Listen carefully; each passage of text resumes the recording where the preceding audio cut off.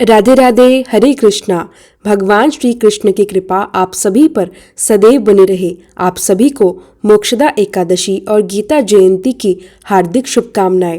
आशा करते हैं कि आप सभी ने मोक्षदा एकादशी का पवित्र उपवास रखा होगा और अब आप जानना चाह रहे होंगे कि एकादशी का उपवास कब और किस समय खोलें, किस प्रकार पारण करें और क्या खाकर व्रत को खोलें। अग्नि पुराण में बताया गया है कि अगहन यानी मार्गशीर्ष मास के शुक्ल पक्ष की द्वादशी को अखंड द्वादशी के नाम से भी जाना जाता है और हमारे ग्रंथों में इस द्वादशी तिथि का बहुत ही विशेष महत्व बताया गया है। नारद पुराण में वर्णन मिलता है कि इस दिन भगवान विष्णु के ही रूप द्वादश आदित्य की पूजा करनी चाहिए।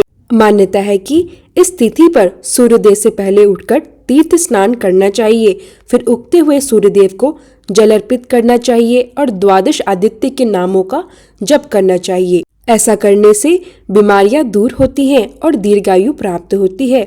वराह पुराण के अनुसार मार्गशीर्ष मास की द्वादशी पर भगवान विष्णु को खिले हुए पुष्पों की वनमाला चढ़ाना अत्यंत शुभ माना गया है।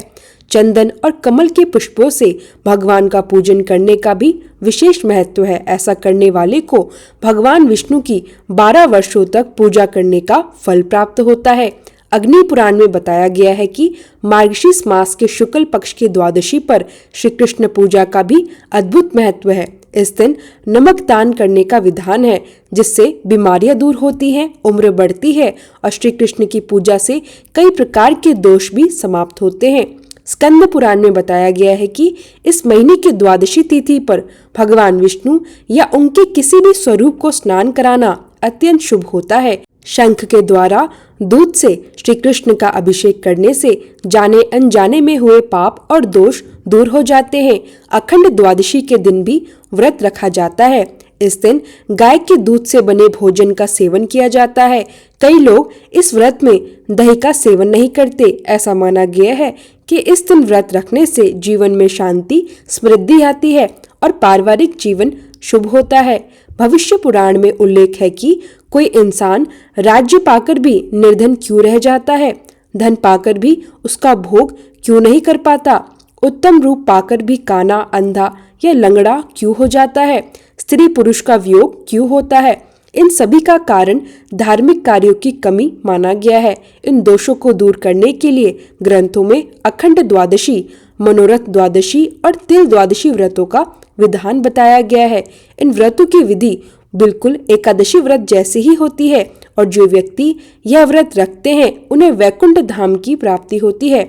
महाभारत के अनुशासन पर्व में श्री कृष्ण कहते हैं, जो व्यक्ति मार्गशीर्ष की द्वादशी को दिन रात उपवास करके केशव नाम से मेरा पूजन करता है, उसे अश्वमेध यज्ञ का फल प्राप्त होता है। इसलिए अगर संभव हो तो अखंड द्वादशी का व्रत अवश्य करना चाहिए।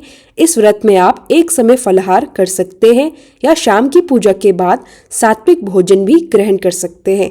अब बात करते हैं अखंड द्वादशी के महत्व के बाद इस बार मोक्षदा एकादशी व्रत के पारण के समय और विधि के बारे में।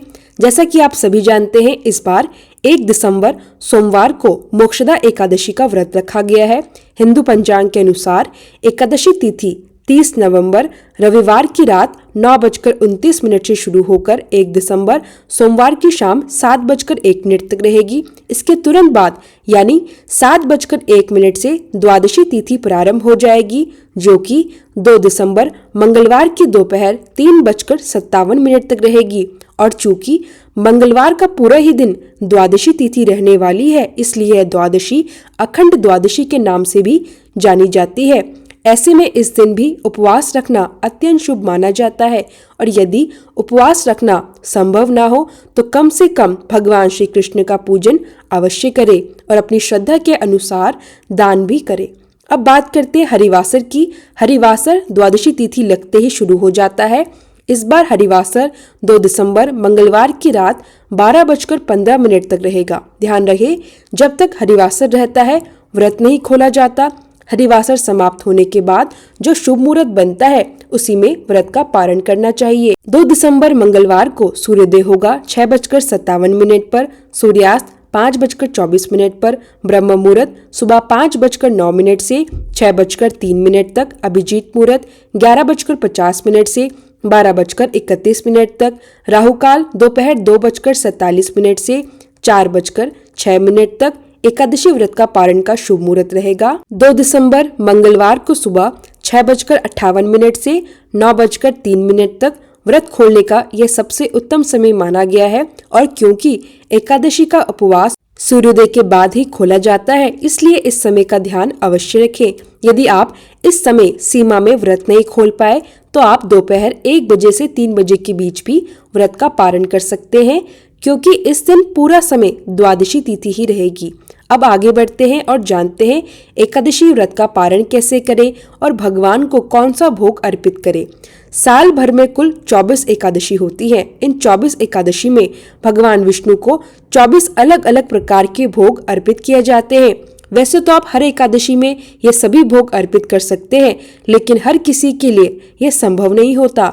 इसलिए हर महीने के शुक्ल और कृष्ण पक्ष की एक खास एकादशी में जो भोग भगवान को अर्पित किया जाता है उसे आप अर्पित कर सकते हैं।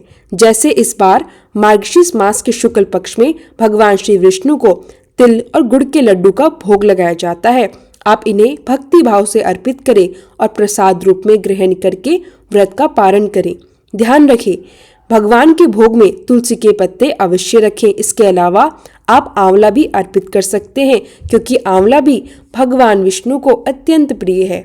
द्वादशी तिथि को भी विधि विधान से भगवान का पूजन करें। अपने सामर्थ्य और श्रद्धा अनुसार जो दान, दक्षिणा या भोग सामग्री देना चाहते हैं वो मंदिर में रख दें। अपने हाथ जोड़कर भगवान से प्रार्थना करें कि वे आपके द्वारा रखा गया व्रत स्वीकार करें।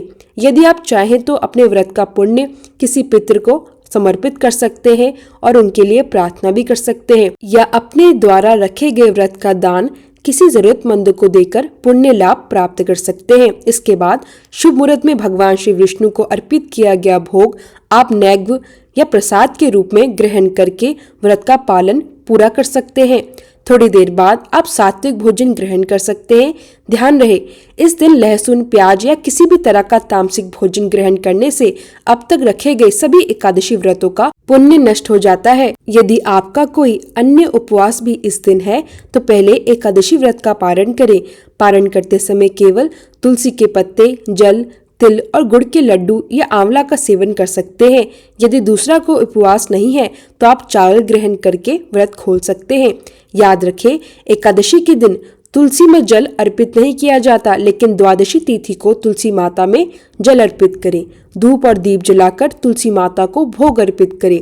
इसके साथ ही श्री तुलसी चालीसा का पाठ करें और तुलसी माता की कथा का श्रवण भी करें, क्योंकि जो व्यक्ति एकादशी और द्वादशी तिथि में तुलसी माता की पूजा सेवा करता है उस पर भगवान श्री कृष्ण और माता लक्ष्मी की विशेष कृपा होती है। अब बात करते हैं मोक्षदा एकादशी के महत्व और गीता जयंती के बारे में। मोक्षदा एकादशी का दिन केवल व्रत का दिन ही नहीं बल्कि गीता जयंती भी इस दिन मनाई जाती है, यानी जिस दिन भगवान श्री कृष्ण ने अर्जुन को गीता का उपदेश दिया था। इसलिए यदि आप एकादशी के दिन कोई दान या भोग चढ़ाना भूल गए हैं तो आप द्वादशी के दिन भी यह पुण्य कमा सकते हैं।